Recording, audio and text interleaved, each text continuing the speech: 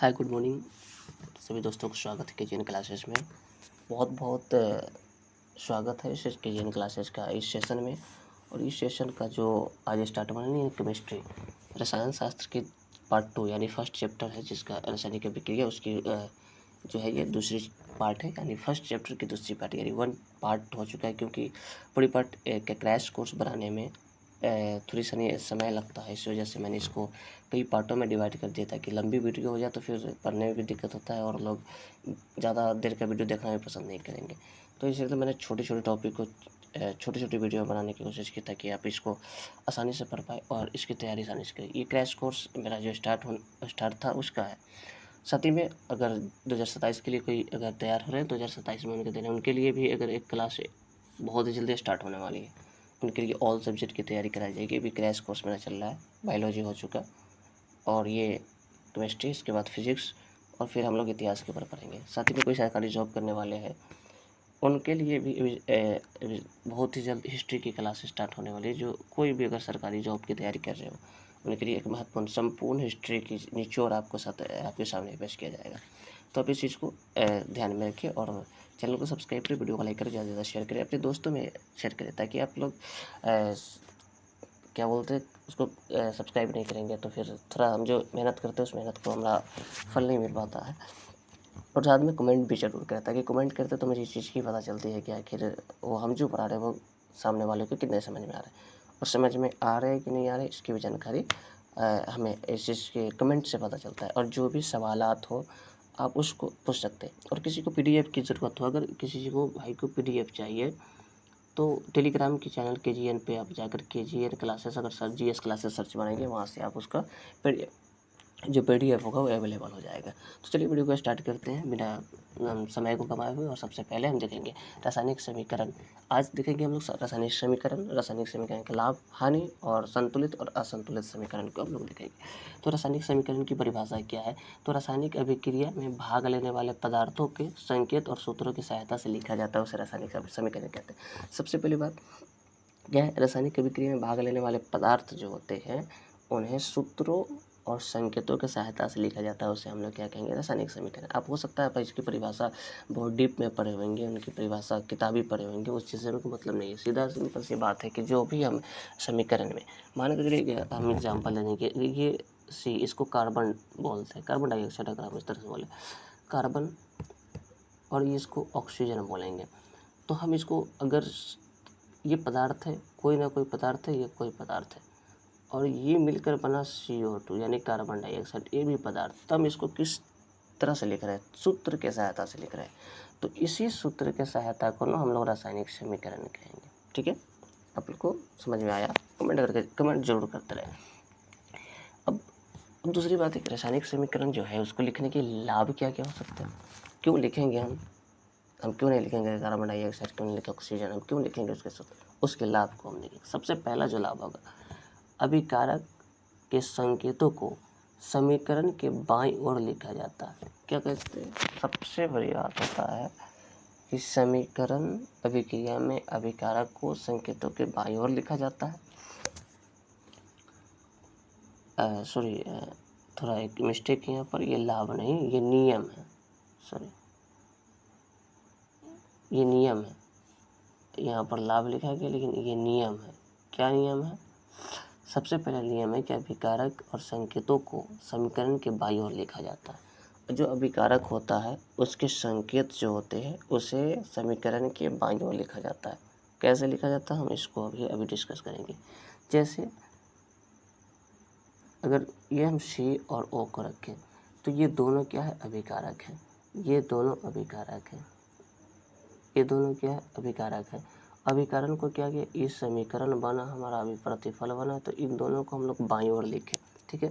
दूसरी बात है, अभिकारक और के सूत्रों के बीच जो अभिकारक के दो जो अभिकारक होते हैं, यानी एक कार्बन अभिकारक है और ऑक्सीजन अभिकारक है, इनके बीच प्लस का चिन्ह, ये प्लस का चिन्ह है, दोनों के बीच में क्या है? प्लस का चिन्ह होता है, तो प्लस का चिन्ह दिया जाता है। अगला है प्रतिफल के सूत्रों को समीकरण के दाईं ओर लिखा जाए। तो जो प्रतिफल होता है यानी CO2 प्रतिफल है, इसको हम लोग के समीकरण के दाईं ओर लिखेंगे, यानी इधर ये दायां है, ये बायां है, ये बायां है और ये दायां है, दाईं ओर लिखेंगे इसको। प्रतिफल के सूत्रों के बीच भी किस चीज़ का चिन्ह देंगे, प्लस का चिन्ह देंगे। अगर मान के चलिए कि हम दो चीज़ को, अगर ये तो सिंपल सी C+O2 हुआ, CO2 हो गया, लेकिन अगर हम लोग इसे ZnSO4 को अगर हम इस तरह से अगर अभिक्रिया कराएंगे तो वो उसके बीच में अगर इससे अगर एक से ज़्यादा प्रतिफल बनेंगे तो उनके बीच में हम लोग क्या करेंगे, प्लस का चिन्ह देंगे। तो ये समीकरण के जो नियम है किस तरह से हम लोग लिखेंगे। चलिए आगे, समीकरण की सीमाएं क्या है, इसकी सीमाएं क्या है, यानी रासायनिक समीकरण जो है इनकी सीमाएं जो है वो क्या है। और हम लोग अगर सीमा को अगर हम बोल सकते तो इसकी हानि क्या क्या है। तो सबसे पहले हानि है कि जो अभिकारक होते हैं, यानी जो अभिक्रिया में भाग लेते हैं और उनके फलस्वरूप जो अभिक्रिया के फलस्वरूप जो पदार्थ बनते हैं यानी प्रतिफल, उनकी भौतिक अवस्था की जानकारी नहीं होती है। जैसे वो ठोस है या फिर गैस है या फिर द्रव है, इसकी जानकारी बिल्कुल नहीं होती। यानी जो पदार्थ भाग ले रहे हैं और जो पदार्थ का निर्माण हो रहा है, इसकी अवस्था जो होती है कि वो ठोस है कि गैस है, द्रव, इसकी जानकारी नहीं होती। आगे कि वो उष्मा शोषी या उष्मा क्षेपी होती है, इसकी भी जानकारी नहीं होती है। वो क्या होता है, ऊर्जा को ग्रहण कर रहे हैं या ऊर्जा को उत्पादन कर रहे हैं, इसकी भी जानकारी रासायनिक समीकरण को लिखने से नहीं होती है। आप एक एक चीज़ को एक बारीकी से समझेंगे ताकि आपको बहुत अच्छा समझ में, और समझ में आए तो कमेंट करके ज़रूर बताएं, और लाइक तो ज़रूर करें और अपने दोस्तों में शेयर करें ताकि वो सब्सक्राइब करें, और सब्सक्राइब से हमारी फ़ायदा हो सकती है। और साथ में आप अगर फेसबुक पेज पे देख रहे हैं तो फेसबुक पेज को फॉलो करें और इसको वीडियो को लाइक करें और इसको भी शेयर करते रहें। और यहीं से जाकर आप इसके ही डिस्क्रिप्शन में यूट्यूब चैनल का लिंक है, आप उसको भी जाकर सब्सक्राइब कर सकते हैं। साथ में किसी को PDF की ज़रूरत हो, एक बात इंपॉर्टेंट है, अगर PDF की ज़रूरत हो तो वो जाकर KGN GS क्लासेस, अगर KGN GS क्लासेस आप सर्च करेंगे आपको वहाँ से PDF अवेलेबल मिल जाएगा। इसको ये KGN, इस चैनल का ही नाम है KGN GS क्लासेस, आप मारेंगे वहाँ से PDF अवेलेबल आपको हो जाएगा। अगर देखेंगे वेग के संदर्भ में कोई जानकारी नहीं उपलब्ध होती है। क्या होता है, उसकी गति के बारे में भी कोई जानकारी नहीं होती है रासायनिक समीकरण से। लेकिन अब कोई CO+O2 लिखेगा तो उसकी जानकारी कहाँ से हो पाएगी। अभिक्रिया किस दिशा में हो रहा है इसकी भी जानकारी नहीं होती, ठीक है। दाब, ताप, सांद्र, उत्प्रेरक, ये सब जो है ना, हम जब भी समीकरण लिखेंगे तो ये नहीं देखेंगे कि समीकरण किस जो अभिक्रिया हो रहा है वो किस दिशा में हो रहा है। तो ये 4-5 जो है मोटा मोटी 2-3 और 1-2 और है जो इसकी हानि है, यानी सीमाएं है कि हम यही, तो ये सीमित है। दुनिया में हर एक चीज़ है जिसकी अगर कोई लाभ भी है तो उसकी हानि भी है। लाभ क्या है हम थोड़ी डिस्कस करेंगे। इसका लाभ जो है कि समय की बचत होती है, पेज कम लगता है, ये सब उसके लाभ है। आप उसको देख सकते हैं, आप अपने नोटबुक से या फिर किताब से देख सकते हैं। दूसरी बात है इसकी हानि है कि ये इसकी जो है अवस्था का पता नहीं चलता, उष्मा देता है या उष्मा फैल लेता है, ये जानकारी नहीं होती। अभिक्रिया किस दिशा में हो रही है जानकारी नहीं, वेग के संदर्भ में उसकी कोई जानकारी नहीं। तो ये रहा रासायनिक समीकरण की सीमाएं और नियम। अब हम आगे बढ़ेंगे।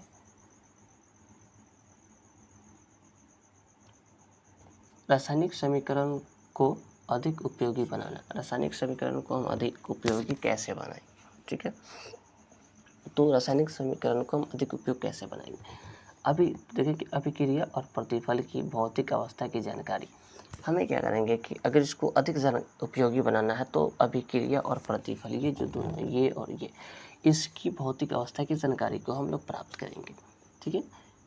इसके संकेतों और सूत्रों को के ठीक आगे कोष्ठक में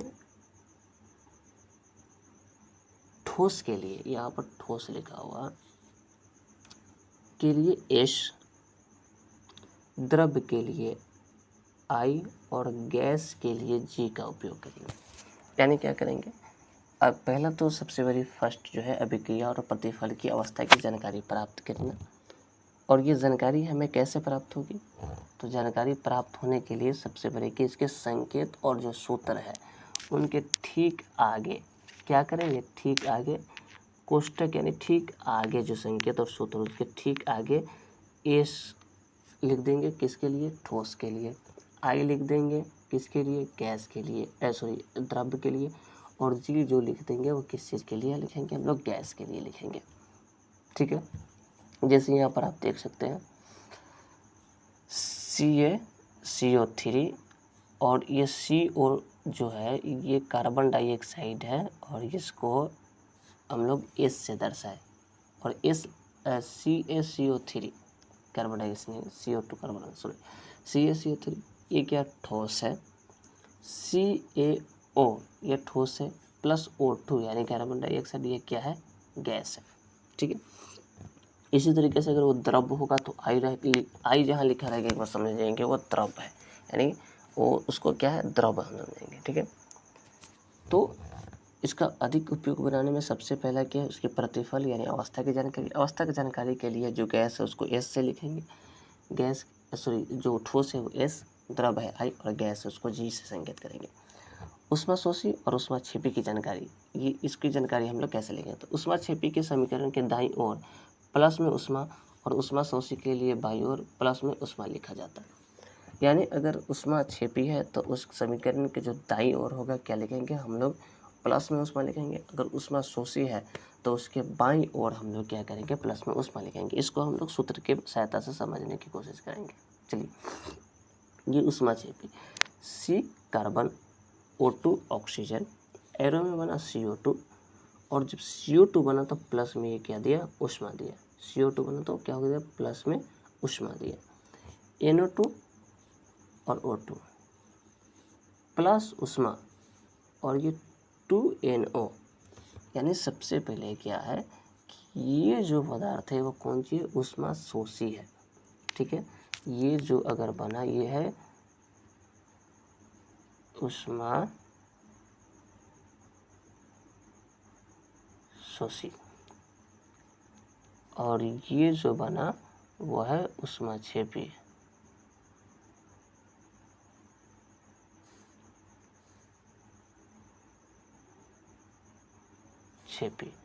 ठीक है, तो ये जो होगा अगर हम यहाँ लिखते हैं तो ये ऊष्मा का क्षेपी, ठीक है, और ये जो है ऊष्मा का शोषी है। ठीक है, ऊष्माक्षेपी और ऊष्माशोषी, आई होप आपको अच्छे से समझ में आया होगा कि ऊष्माक्षेपी जो है क्या है और ऊष्माशोषी क्या है। ये आपको शायद अच्छे से समझ में आया होगा। अगर अच्छे से समझ में आया होगा तो कमेंट करके जरूर आप बताएंगे। चलिए आगे देखिए, गैस की उत्सर्जन की जानकारी हम लोग कैसे करेंगे।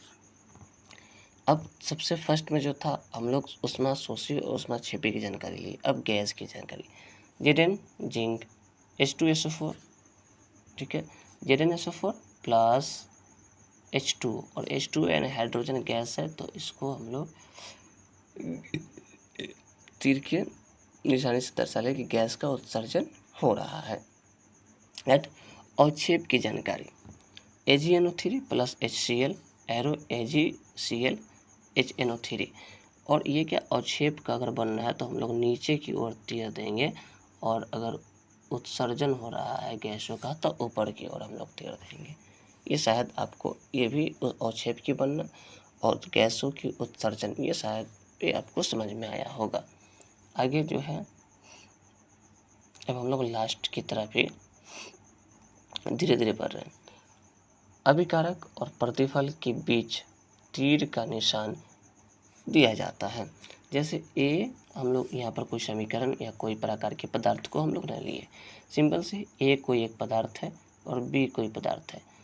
नियम में उसके बीचों में हम लोग अभिकारक के बीच में हम लोग क्या देते हैं, अभिकारक जो होता है उनके बीच में हम लोग प्लस का चिन्ह देते हैं। और फिर ये प्रतिफल है, प्रतिफल जो बना यानी जो प्रतिफल बना C plus D, A plus B मिलकर C प्लस डी का निर्माण किया और इन दोनों के बीच जो हम इस प्रकार का एक तीर का निशान दिया, ये क्या होता है, इसको हम लोग क्या बोलते हैं, ये एक तीर का निशान दिया जाता है। ये नियम के अंतर्गत चला जाएगा, आप इसको नियम में ऐड कर लेंगे। अब हम जो देखेंगे वो आगे है अपने वादे के मुताबिक, और ये लास्ट है संतुलित समीकरण। संतुलित समीकरण और असंतुलित समीकरण को हम लोग डील करेंगे, तो यहाँ सिर्फ संतुलित समीकरण को हम लोग डील करेंगे। बैलेंस्ड केमिकल इक्वेशन, इसको संतुलित क्या समीकरण के दोनों तरफ तत्व की परमाणु संख्या समान होनी चाहिए। तो अगर हाफ डी फलाना ढकाना चिकाना ये सब पढ़े हुएगा आप लोग, संतुलित समीकरण किसे कहते हैं, फलाना ढकाना के सिंपल सी बात है। समीकरण के दोनों तरफ क्या होना चाहिए, परमाणु संख्या, जो तत्व है उसकी परमाणु संख्या क्या होनी चाहिए, समान होनी चाहिए। अगर समान नहीं हो तो उसे असंतुलित। दूसरी बात होता है कि सम्मान करने यानी दोनों तरफ तत्वों की संख्या को समान बैलेंस्ड करने के लिए, अगर बैलेंस बनाने के लिए एक नियम भी आता है, कैसे बनाएं उसको भी हम डिस्कस करेंगे अगले वीडियो में। जैसे H2 हाइड्रोजन, Cal2 यानी क्लोरीन, अब 2HCl। अब आप एक तरह से अगर देखेंगे तो ये जो समीकरण के बाईं ओर की पहले बात है, हम लोग अभी किस चीज़ के बारे में बात करेंगे, हम यहाँ थोड़ा सा नहीं पेंगे तो हम लोग अभिकारक शायद आप लोग समझ पाएंगे, जो अभिक्रिया में भाग लेता है उसे अभिकारक की बात करें तो H2 को, H जो है 2 को, उसके बाद Cl क्या है 2 ठो। अब हम लोग जो बात करेंगे वो प्रतिफल की बात करेंगे। तो प्रतिफल ये 2 से गुना है तो दोनों में होगा H2 को और Cl2 को। तो ये दोनों क्या समान है, ये दोनों जो है क्या है, ये दोनों तरफ जो तत्व की परमाणु संख्या है वो समान है। तो ये हमारा संतुलित समीकरण तक के आज का सेशन रहा। कल हम असंतुलित समीकरण को अगले वीडियो में, और संतुलित समीकरण बनाने का नियम, और साथ में कुछ हद तक की मैं कोशिश करूँगा कि कुछ ज़्यादा तक ले इसको हम लोग क्लियर करेंगे। तो ये रहा आज का सेशन, और ये कैसा सेशन रहा, समझ में आया कि नहीं समझ में आया, वीडियो कैसा लगा आप कमेंट करके ज़रूर बताएंगे। अच्छा लगा तो हमारी गुरु दक्षिणा के रूप में लाइक शेयर सब्सक्राइब ज़रूर करेंगे। चलिए मिलते हैं हम नेक्स्ट वीडियो में, और आगे की हम बात करेंगे। और हमारा ये क्रैश कोर्स बहुत ही इम्पोर्टेंट एग्ज़ाम की पॉइंट ऑफ व्यू से, आप एग्ज़ाम में अगर बैठना चाह रहे हैं तो एक सिंपल सी बात होता है कि जब हमारी एग्ज़ाम करीब आ जाती है तो थोड़ा सा नहीं तैयारी करने में बहुत ज़्यादा प्रॉब्लम हो जाता है कि हम लोग कैसे, पहला बात तो हम लोग नोट्स बनाते नहीं हैं, क्योंकि मैट्रिक और इंटर लेवल पे ऐसे ऐसे होता है कि कोई नोट्स बनाता नहीं है। तो इस चीज़ की भी मद्देनज़र रखते हुए मैंने क्रैश कोर्स में ऐसा ही बनाया कि ताकि आप इस क्लास को करें, साथ साथ आपको इसका PDF भी अवेलेबल हो जाएगा, जिससे आप एक नोट्स की तरह मेहनत करने की ज़रूरत नहीं, वो आपके लिए हम मेहनत कर रहे हैं। आपको सिर्फ यही है कि मेहनत के बदला आप हमारे चैनल को शेयर ज़रूर करते रहें, सब्सक्राइब करते रहें, वीडियो को लाइक करते रहें। चलिए जब तक ले आप लोग अच्छे से तैयारी करिए, मिलते हैं फिर नेक्स्ट वीडियो के साथ।